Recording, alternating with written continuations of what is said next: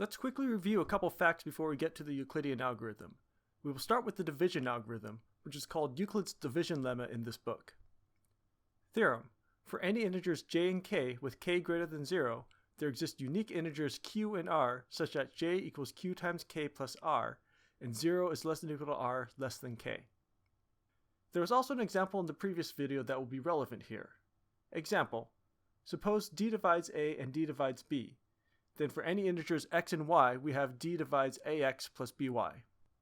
Lastly, we will review the definition of the greatest common divisor of two integers. Definition: if a and b are non-zero integers, then a positive integer d is called the greatest common divisor of a and b if it satisfies the following conditions.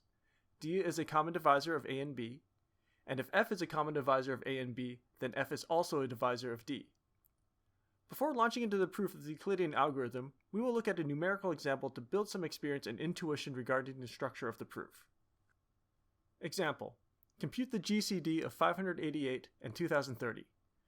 We can do this by simply finding all of the factors of 588 and 2030 and then picking the largest number that appears in both lists.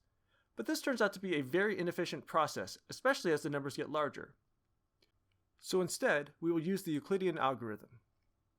We begin by dividing the larger number by the smaller number to get a quotient and a remainder. We will write this result in the form given to us by the division algorithm.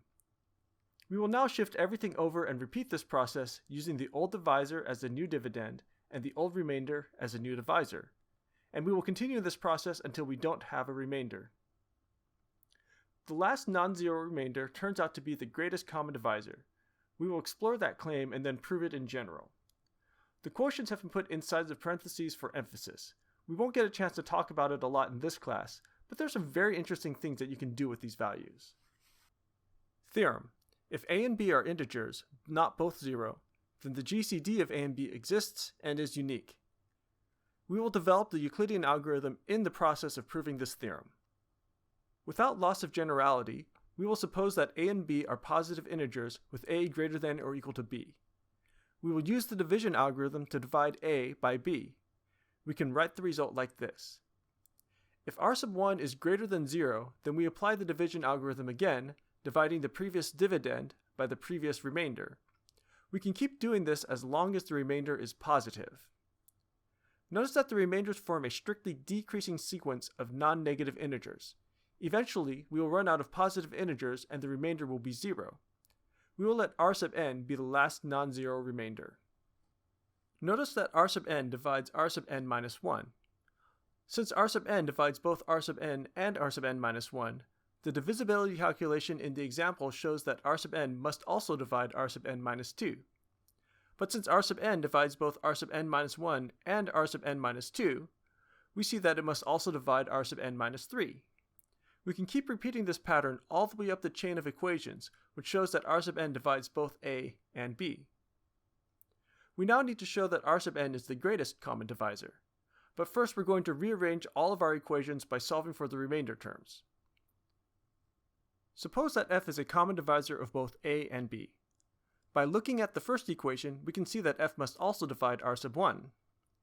But then by looking at the second equation, we see that f must also divide r sub 2. This pattern continues going all the way down the chain of equations, showing us that f must divide r sub n. This means that if f is a common divisor of a and b, then it must also divide r sub n, which is the required condition for r sub n to be the greatest common divisor.